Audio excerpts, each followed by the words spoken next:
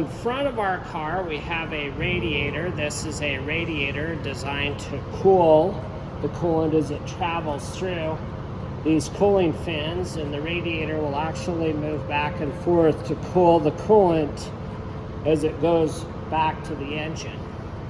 This is a cap to seal the system, and we have a hose here that goes to an overfill tank down here if there's any coolant that comes out of that cap and then into that tank.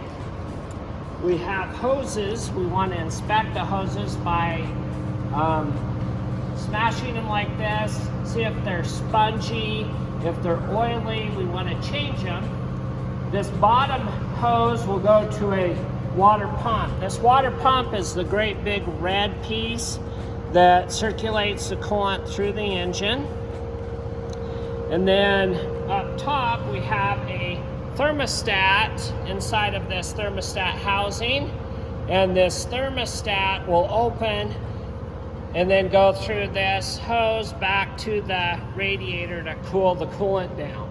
So it's doing a cooling circulation from the radiator through the engine and back with the water pump, circulating that fluid around and around and around, and it goes through the engine to cool the engine down. This piece right here is actually broken off where my finger is. There was a little stud that came out with the wire. This is a coolant temperature sensor to alert the driver when the engine is too hot. On the dash, you'll see a cold and a hot gauge. This is hooked into the wiring system and alerting the driver when the engine reaches a hot temperature. This is a coolant temperature sensor, and this coolant temperature sensor goes to that gauge and alerts the driver when the car is overheating, and this is submerged in coolant. So the resistance changes, and then it sends that back to the dash to tell when it's too hot or cold. A lot of the newer cars will use a coolant temperature sensor as an input to the computer, and this computer will then turn a relay on to control a fan, and it will turn the fan on to help cool the radiator down.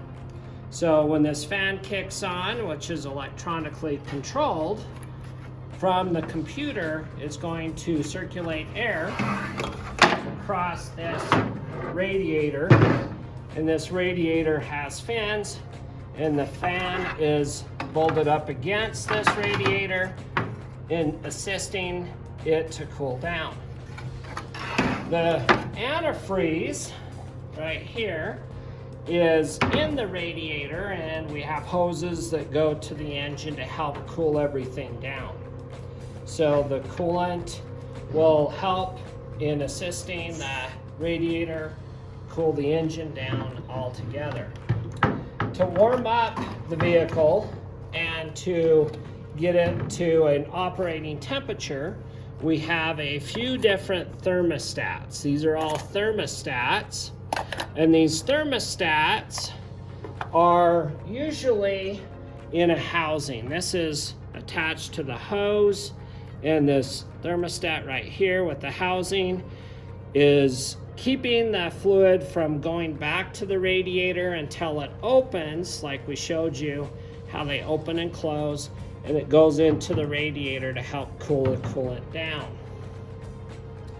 Some vehicles will have a thermostat, like on Chevy, we have these two hoses that go to the heater, and this thermostat is located inside of our water pump.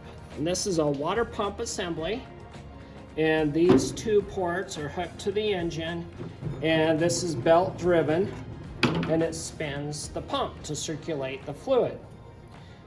The thermostat being inside of this to help control the coolant for heat purposes and cooling purposes.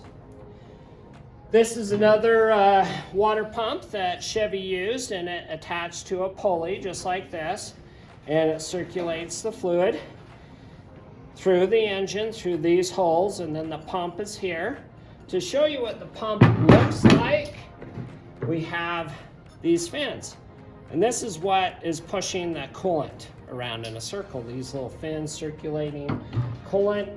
These type of water pumps are timing belt driven. So this is on a timing belt right here. This is a timing belt driven water pump. So both of these, you can see the fans circulating the fluid from the radiator to the engine.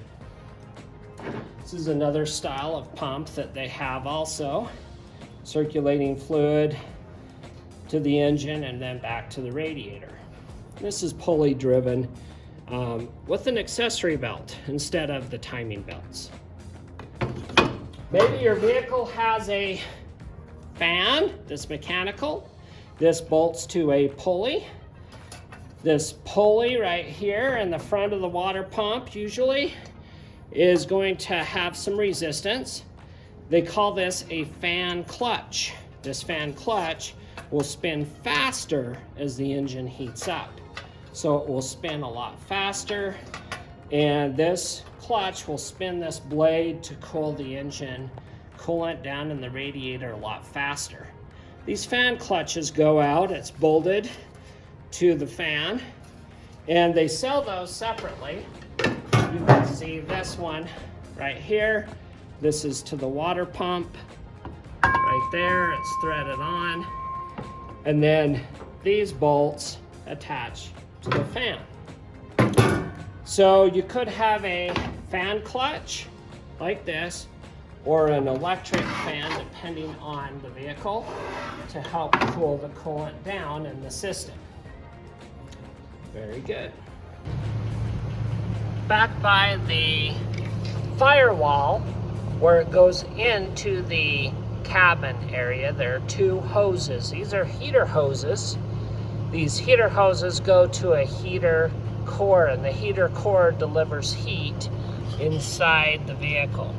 These two hoses we can see go back, and a coolant temperature sensor before it goes back to the radiator.